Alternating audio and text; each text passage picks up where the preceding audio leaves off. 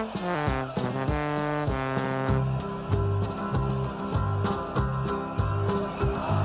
we come, blue and white, and we're looking good. You'll be in for a fight, and we fight pretty good. Getting goals is our job, and we get goals good. Looking good, we are Carlisle United. Carlisle United, the team that's on the ball.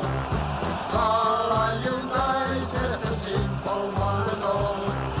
You're looking good, and we're with you all the way.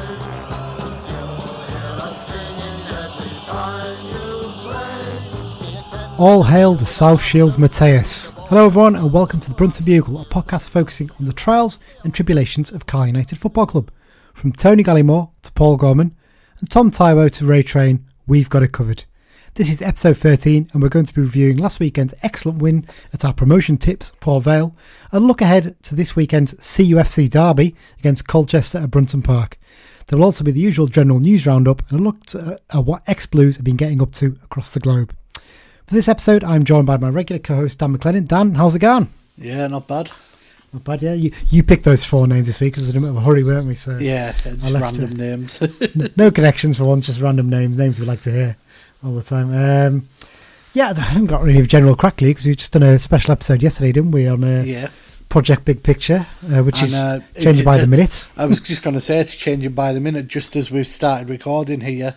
I've just read a tweet that apparently the EFL are going to knock back the, was it the 50 million for League 1 and 2? Yeah, well, people will have probably heard our special episode by now, by the time they listen to this. What we did actually say in the special episode was that there may be a bit of caution there because it's talk about it being grants and interest-free loans rather than a donation, as sort of like, we're going to help you out here. So there must have been caveats on that, you've got to pay it back by a certain time or something. Yeah. We've said this before, that the money they've forwarded to the Football League already is money we would have got in the future, and that causes a problem further down the line. So yeah, maybe where it is. You're just kicking the can down the road, aren't Exactly that. Anyway, that's enough of the general crack, so let's get down to business, and straight away some general Carlisle United news. So we'll start off first, instead of transfer this week, let's talk about an injury, and it's quite a big one, isn't it? Our loan signing from Preston North End, Ethan Walker, a winger, he's out until the new year. Dislocated shoulder by the sounds of things in that Sunderland game, in the trophy we don't talk about. Real sad news for the lad, isn't it, really? Because he really was settling well. I was reading the interview with him the other day, and seemingly he's done his shoulder previously when he was a youth at Preston. Yeah. And this is the second time, and it's one of those where if they don't operate now, it's only going to bother him throughout his career. Yeah. So while it's undoubtedly bad news for us, it is the right thing for the lad, isn't it? Yeah, it's one of those things, isn't it? It's the kind of injury you dislocate your shoulder as a winger, you're probably a little bit more at risk at, because defenders are going to be pulling you back as you're getting away and things like that. Yeah. So it doesn't sound like much, but it's bad news for him. I suppose the discussion here is, do we get a replacement in? Because he was sort of brought in as cover for Dickinson, really, wasn't he? And Dickinson's going to be back before him by the sounds of things now. So. Yeah, so I think if we do bring someone in, I think we'll just be looking to January only. So 3 months? It's not even 3 months, is it? Beach has done his pre-match stuff today. We've only got little tidbits of it so far, but he mentions talking to players, not necessarily talking to clubs. So we'll be looking at free agents who are a bit desperate to find a club. And you can still sign a free agent after 5 o'clock on Friday. Well, we always love mentioning former players of Carlisle fan, don't we? And there's one player who can play out wide who's still looking for a club right now. He was with us last season, isn't there? Yes, Mr. Thomas. So I mean, it's whether he really wants to be coming in as a player, knowing that he's almost cover for those few months. I think he wants to be the main man at a club, doesn't he? And if he comes to us, I mean, if he does well, then you've got him and Dickinson, and you think, well, is that a bit of a luxury of riches? Really, it's a difficult one. I don't think he will come back. Let's be brutally honest. I think he's aiming for a bit higher than us, but may have to drop his demand, I suppose, because Doncaster have already said no to him. So so that's the injury news covered. International call-ups. So we'll look back at these two. So the lads who went out on international duty. Marcus Dewhurst, he played the second half of England under-20s win over Wales. Josh Coyote, unfortunately, didn't feature at all for Republic of Ireland in their, I think it was a 2-0 defeat, was it, to Italy in Euro Championship qualifying? Yeah, disappointing to see him not involved. Yeah, on your sub, I know he seemed to have settled well in training. There was, I think the Irish FA put a tweet out of a lovely little finish in training from him. Nice little dink that was over the keeper, wasn't it? But no, it's a good experience for both lads, and you know, we keep forgetting that, you know, they are from bigger clubs, they are at a higher level than us. So. Yeah, it'll be interesting to see with Dewhurst what happens with the keeper situation, because obviously Magnus Norman was fit again to feature on the bench against Port Vale. Does Dewhurst now sit in the stands? Because we said this before, I don't think Sheffield United would be happy with that. Yeah, it'll be interesting to see come 2:00 on Saturday, won't it? Yeah, interesting to see who's the one backing up, because clearly Farman is number one at the moment. There's no doubt in that. And I think the penalty saves probably cemented that for the foreseeable. Absolutely. We'll talk a little bit about that later on, though. See, I think that sort of rounds up the international stuff. This is the big news, though, isn't it, this week? It happened the day after we recorded. Absolutely typical, this, isn't it? It was nice of Project Big Picture to be basically kibosh before we recorded yesterday. This is the Edinburgh Woollen Mill news, isn't it, Dan? It's come as a little bit of a shock, but maybe not as a shock, because there was sort of murmurings, wasn't there, that they were struggling. I think it came as a shock to Carlisle United. Yes, because... Yeah, I know, was it only a couple of weeks previously that they'd sort of said that everything was fine and they were just carrying on. I don't think it's come as a massive shock when you look at how the group has performed. There's been murmurings about discontent from Bangladeshi suppliers due to the COVID situation, and obviously the shops have all been shut, etc. So... Yeah, I think one of their chief executives, one of that, was saying, wasn't he, that some of those rumours actually weren't very helpful to them. It affected their credit balance or something like that. I think it's the credit rating for sorting out suppliers and all whatnot. Yeah, so basically United's principal, I don't know how you describe them, principal backers, financial supporters, something like that. Yeah. Edinburgh Woollen Mill announced last week that they intend to go into administration, or looking into it. Obviously, the biggest concern is for the 24,000 people whose jobs are at risk. That's way and above Carlisle United Football Club, let's be honest here. But it does affect the football club. There's no getting away from that. So, for those who don't know, and if you don't know, where have you been for the last couple of years? Carlisle United has got a loan facility, basically, hasn't it, with Edinburgh Woollen Mill, similar to what they've had in the past with Fred Story and Story Construction, and similar with Pioneer Foods. Rather than having a bank, it's a better facility in that we're not having to pay stupid interest on loans and things like that. So the club's got £2.1 million loan with EWM at the moment. That's interest free. There's no regular payments that need to be made. I think at the moment, until this administration, they would have to give us a year's notice, wouldn't they, if they wanted to recall that money, to give us a chance to sort it out. That was part of the agreement. There are charges against the club facilities, so Brunton Park basically, is almost guaranteed for that loan, and there's also guarantees from the club's owners. Day does have, from what I can gather I saw I think it was a Times article, that Philip Day, the owner of the Edinburgh Woollen Mill Group, has some sort of first refusal, doesn't he, to having to buy it back, basically. Yeah, I'm no expert in financial matters. Me neither. But from my basic understanding of the situation, parts of the group will be sort of pre-packed admin. Philip Day will have first bite at rebuying them at lesser, and obviously then he'd be renegotiating rents, etc. with shop landlords. But I think the key thing here is, when it comes to the administrators, a couple of £1 million to Carlisle United is not going to be at the top of their list. Possibly not, but then administrators come in and one of their jobs is basically to find money wherever they can. Yes. But then are they going to look at Carlisle United and think, okay, the current EFL problems with finance and stuff like that, that's not going to be an easy set of money to get back, that, is it? I think they'll certainly make a note of it, because, you know, it's clear as day to see. But I think they'll be more obsessed with getting what they can for all the various parts of the business first. Yeah. And that won't happen overnight. That'll take weeks and months.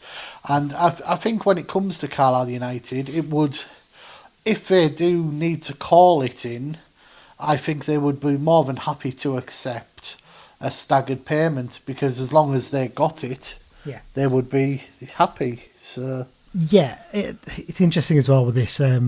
John Nixon did an extensive set of interviews on the club website over the last few days, focusing mostly on Project Big Picture, but also there was one article, wasn't there, all about Edinburgh Woollen Mill. Yeah. And if you take Nixon on his word, and I know some people won't, that's fine, he doesn't seem overly concerned about it, does he? He seems to be saying, if it comes to it and we had to do something, the club is in a position where it can. Now, we don't know what that means. Does that mean there's money in the bank that we can basically say, right, here you go, have it now? Or are we going back to poor old Andrew Jenkins, who doesn't seem to be able to shake off this debt for the club, does it? Seems to always come back on his poor shoulders. So not 100% certain what that means, but it does suggest that there's not a huge amount of concern from the club in terms of this news. No, and obviously it's well documented that we're due money from the likes of Branthwaite and Henderson still, various clauses, and that they're not exactly small.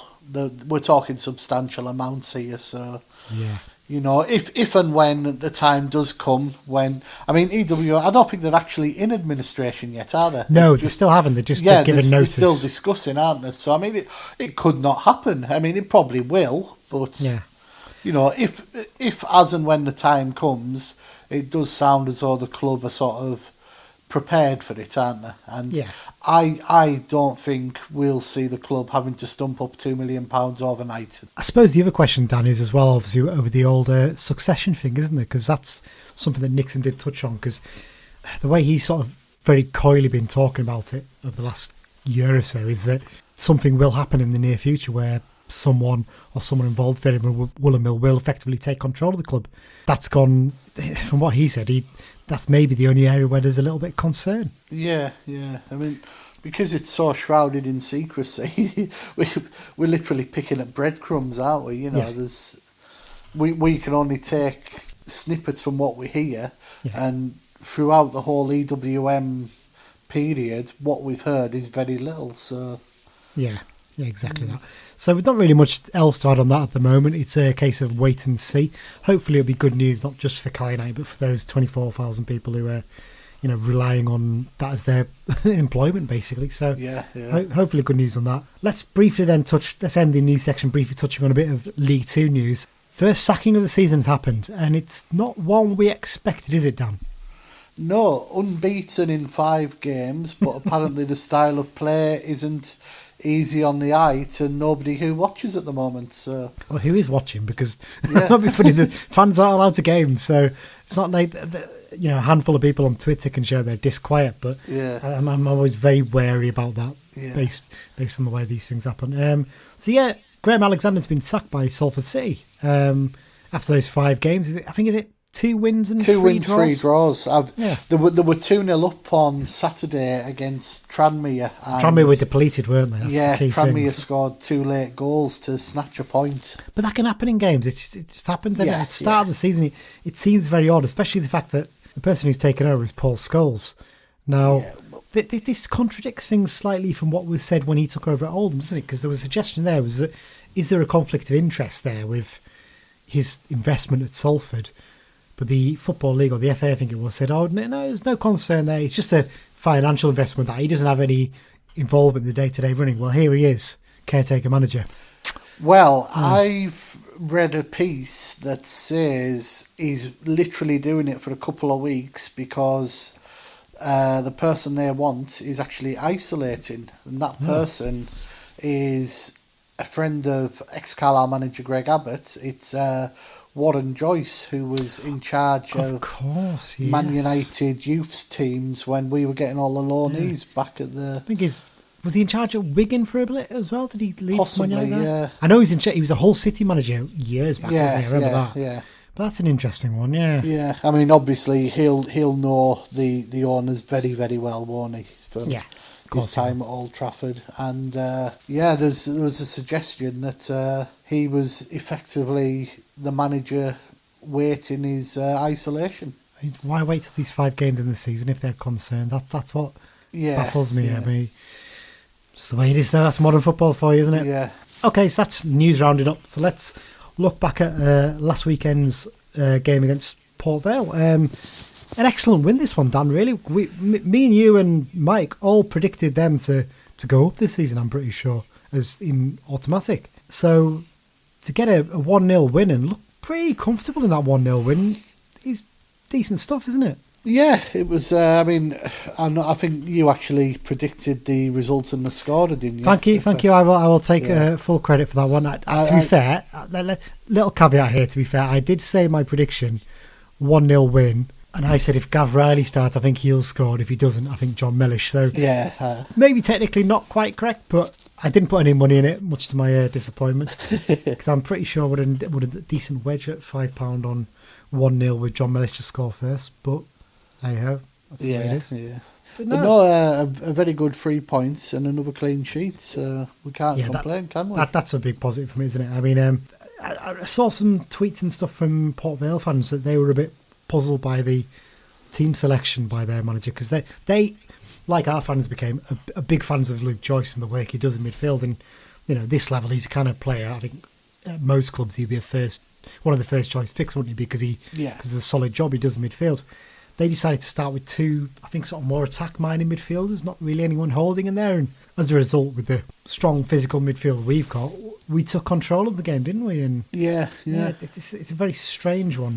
Talking about the midfield matching up, one of the things we've got listed here was the work rate, and the midfield especially were excellent last week. Callum Guy has got the most interceptions, hasn't he, in the top 4 leagues so that far was a tweet this season. That came out in the stats, wasn't it? Yeah. So it's it shows that they are getting the kilometres in, and they're working for it. Let's talk about that work rate first. We were going to talk about Big John again, but we'll leave that till second, because we've given him a lot of talk in the last few weeks, haven't we? Work rate. You're absolutely right, Dan. It's something that is standing out, and Chris Beach has always been keen to make a point of, the kilometres that are covered by his players, and that can be a little bit of a misleading thing at times, can it? Because it's all right saying, you cover all this ground, you do all this running. It's like, but if that running is not contributing anything or not doing anything for the team, all you're doing is burning energy that you shouldn't really need to burn, aren't you? So that's the thing. You've got to be very cautious about bigging up the fact that we cover loads of ground if it doesn't lead to anything. But it is working for us at the moment, and like you say, Callum Guy, I think it was either 21 or 24, I can't remember which number it was, is the number of assists he's made in the opening fixtures, and that's the best in all the top 4 divisions. Interceptions, not assists. Interceptions, sorry, not assists. I was going to say, if we'd had that many assists, we'd be top of the league by about 15 goals. We certainly would be, wouldn't we? But it was 21 with Nick Anderton on 16. Yeah, Nick Anderton in the top 5 as well. So it shows, we're a team that anticipates stuff and we cover a lot of ground, and that's a really big positive to take at the moment. We're quite a workman-like team at the moment, aren't we? We've got a little bit of flair thrown in there, but we do the simple stuff quite well so far this season, and that's a big positive. When you look back to when Stephen Presley was in charge, he wanted us to play a particular style, didn't he? He had this counter-pressing sort of thing. He was really obsessed with that. Sometimes just doing this simple stuff is the basics. The basics gets you a good base to work with. Yeah. And then you just throw in your flair plays like your Jimmy Torres in there, and that takes you up to the next level. So that work rate definitely is a big positive thing. Thank you to whoever it was on the Be Justin Fear Not Facebook group who put that forward as one of the things to discuss. Another thing to discuss, we both agreed on this anyway. It's got to be John again, isn't it? The South. I'm going to keep pushing this. The South Shields Mateus, 4 goals in a week. Incredible, isn't it? The turnaround from that Scunthorpe game. He's just lifted himself, and I said it all along. A goal's going to give him a lift. A goal's going to give him confidence, and he's done just the job, hasn't it? Yeah, definitely. Like I say, I mean, I know we sort of scoff at the trophy, but it was 2 goals, and then he got the winner at Port Vale, and 4 goals in 8 days. Fair play to the lad. Yeah, and it's not just the goals as well, to be fair on the lad. The way he played against Port Vale was much improved as well. He seems to be starting to grow into that role. There's a couple of times, where he's turned and been caught or had to play a quick pass, but he's not the only player who's doing that. And I think actually he's done all right. We weren't 100% sure if he should be starting every game at the moment, but if he's scoring goals and his confidence is growing, it's hard to see how you drop him at the moment, isn't it? Really? Yeah, it would be very harsh to drop a lad after the goals. So No, it's the upturn in form's been welcomed by fans, and long may it continue. Yeah. Next point, this is one that was mentioned. I think, again, me and you both agree, and this is one to discuss, someone we're grown to be a fan of. Gavin Riley gets his first league start, taking the chance with Coyote being out.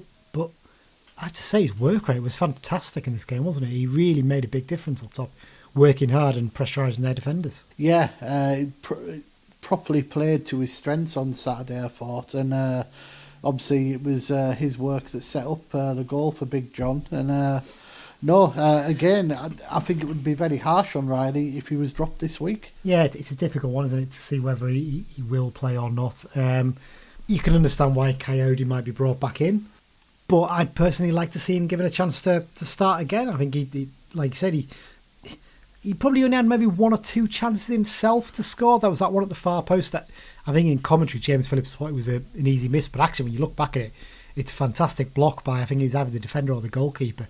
Maybe he could have tried to take it first time instead of taking a touch, but he's got good awareness, he's got quick feet as well, and in the area to create the chance for Mellish as well. It was just a really quick, sharp turn, wasn't it, that caught the defender out and got a chance to put the ball back across goal, and actually the keeper saved it initially, and Mellish is there to bury the chance. So yeah, I think he's one of those ones who, I think last season the problem was we didn't really have backup options, did we really? We were very reliant on our first choice options.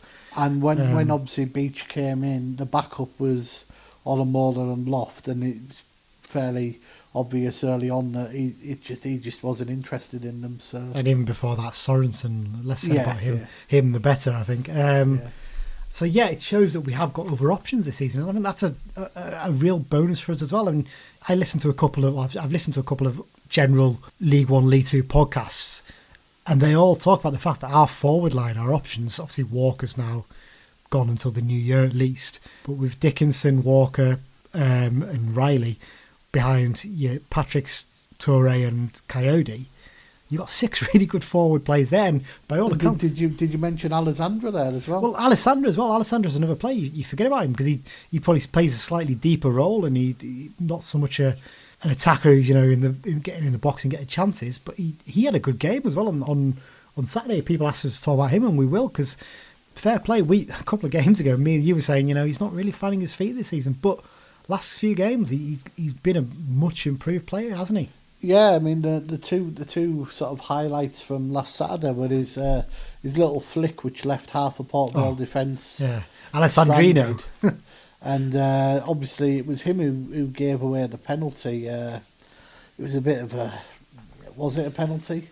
It's one of those ones he sort of turned into it. You can see why it was given, but for me it wasn't. But we're biased, aren't we, sir? Of course we are. But yeah, like I said, we've got options up top there now and back up as well. And even Lewis Bell, they clearly think very highly of him. And you'd imagine maybe with Walker going, if we can't get anyone in, he might actually get a couple of chances in the next 2 months or so, in the similar way that Branthwaite sort of came into the team around about this time last year, didn't he? Yeah, definitely. And I think, to be honest, rather than signing a player for the hell of it, I think I'd rather see Bell get his chance as a backup. But yeah, and also we've got the likes of Charters and Dixon who are sort of hovering around the picture as well, Exactly. And we better, as you say, we're better off trusting in our younger players. Yeah. And we'll talk about these forward line bits as well, actually. We can sort of move on to one of the next points, which is about, have we got a better system without Coyote in it, potentially? I mean, I think Coyote's likely to come back in either this game or the next, maybe.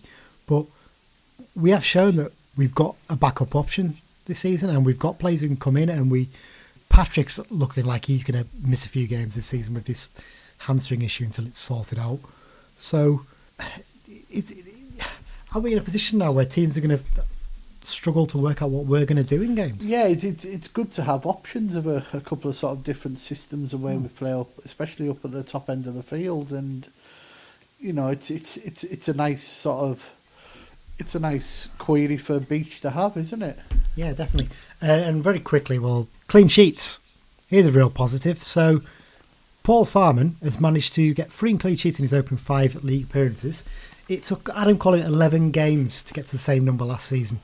So it does show there's a big improvement there at the back, doesn't it, Dan? I mean, Yeah. it probably helps that there's a settled defence this season. I think that's making a big difference to Farman as well. Yeah, and the penalty save will have definitely given him a lot of confidence, wouldn't it? Yeah, I mean, that was evident in his post-match interview that the club put out at the start. His missus is giving him jip, wasn't she? Yeah, things. yeah. So yeah, definitely a real positive there. I think Farman's starting to settle in, and I mean, there's no doubt he's the first choice keeper at the moment, and it's up to Norman and Dewars to, if they do get a chance to take it. But I can't see there being any changes there in the near future. So yeah, I think that's covered last week's game. As we said, good 3 points. Pretty happy with that. That's the end of part one. Dan will be back in a few moments' time to discuss this weekend's game against Colchester at Brunton Park.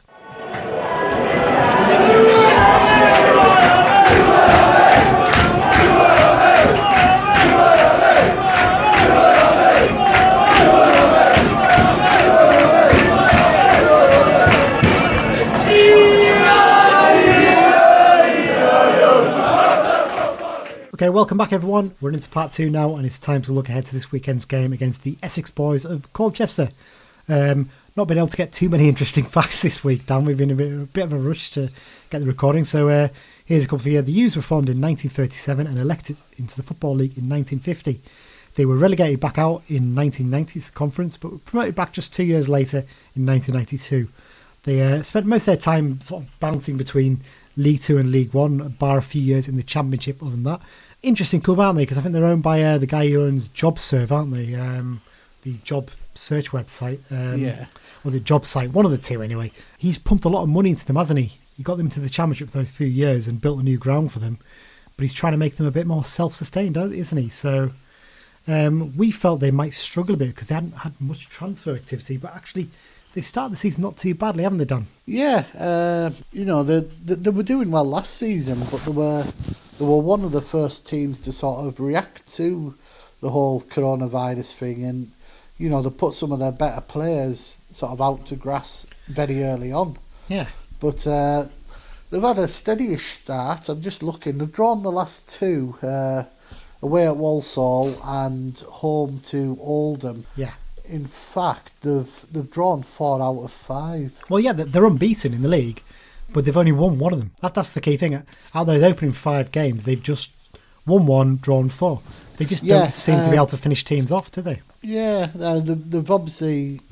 It doesn't look like they've done much in the cups. Well, they were knocked out by Reading in the first round, 3-1. Yeah, and then Portsmouth and West Ham kids beat them in the trophy, so they'll be out of that already. But no, they look a very sort of solid, hard to break down team, and it could be another one that could be quite a bit of a war of attrition, Yeah, well, they're currently in 11th place, 1 point and 3 places behind United, but it is, of course, early days. We always say this at this stage. They actually replaced their manager this summer, despite making the playoffs. John McGreal. He had a pretty decent record with them, didn't he? I think it's like 37% win record, something like that, over the 4 or 5 seasons he was in charge. But they've done what they always do, don't they, at Colchester? They've promoted from within. So his assistant manager, Steve Ball, he's a former player of the club. It's his first management job at a league level. I think he's managed, I've got them up here. Let me just get them up a sec. The clubs he's managed: Stanway Rovers, Clacton Town, Leiston, and Malden and Tiptree. It's basically a little tour of Essex non-league clubs, isn't it? Really? Yeah, He's not done much at a high level, but he has for the last 4 years been assistant manager to McGreal at Colchester. So you'll know that squad. That's a positive for them. And it'll have been an easy transition, won't it? It'll have been an easy transition because they do this. They tend to promote from within at Colchester. So he'll have probably known over the last few years there's a good chance I'm going to be getting the management job there. So no massive surprise there.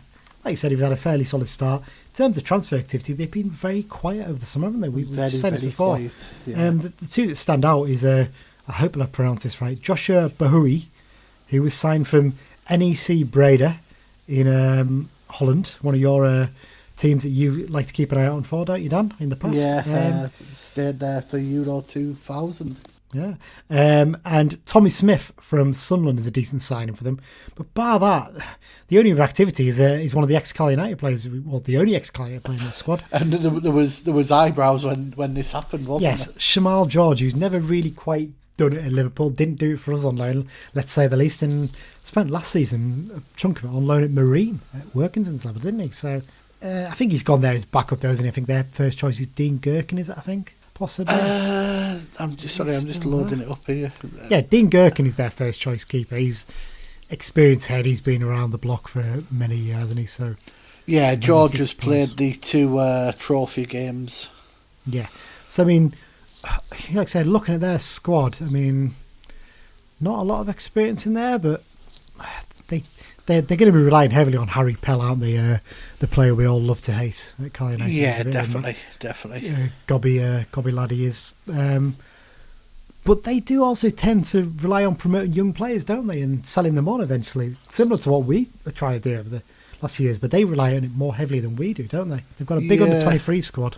Yeah, I'm just looking. When you look at a history of a lot of the players have sort of come through the ranks. You know, you can tell that by the squad numbers. One little interesting fact: midfielder Luke Gambin has actually been on Nations League duty this week for Malta. He was in Malta, I thought he was, yeah. And he was in their historic 1-0 win in Latvia yesterday.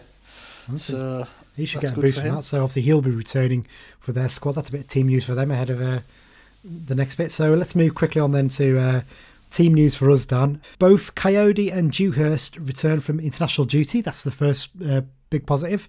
Toure played last weekend. Looks all right. So that's good news as well. Yeah, no sightings in Asda this week.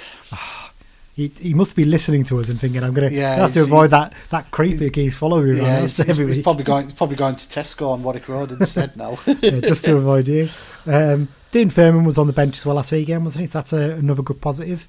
Whether he comes back in or not is the question, isn't it? Because I suppose you'd want an experienced head like him in there, but does Joe Riley deserve a chance maybe to keep his place in the team? The old saying, do you change a winning team? Probably not, no. Injury news-wise, obviously Walker, we've mentioned him out to the new year. Similar for Brendan Dickinson, we understand at the end of December he'll be back. Mari Patrick still maybe a couple of weeks off, and same for Josh Dixon, who's just building up his fitness and just needs maybe a couple of bounce games, really, doesn't he, to give him a chance to get himself back. And I think that's it for our team, isn't it? So it'll be interesting to see whether there's any changes. We've also had a look for Colchester team news, and there's very little. Yeah. They don't seem very active on the website and social media. I assume they'll probably be doing a press conference down there today.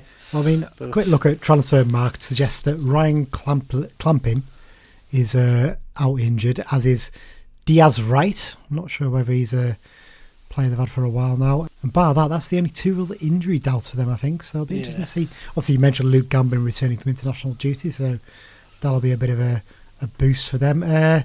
Quickly, sorry, Dan, then predictions for this weekend.